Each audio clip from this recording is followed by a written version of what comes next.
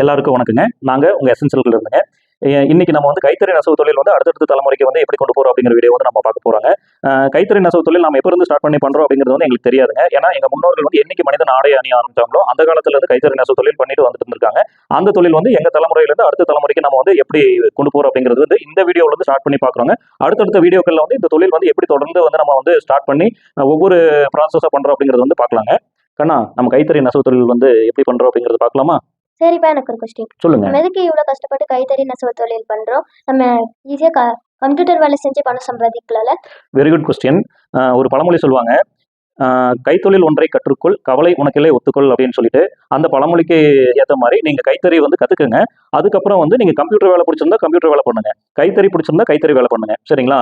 இன்னையிலிருந்து நம்ம கைத்தறி எப்படி கத்துக்கிறோம்ன்றது பார்க்க போறோம். அடுத்தடுத்த வீடியோவில் இதனுடைய தொடர்ச்சியா வந்து எல்லா வேலையும் எப்படி பண்றோம் அப்படிங்கிறது நம்ம பார்க்கலாம். ஓகேங்களா? நன்றி, வணக்கம்.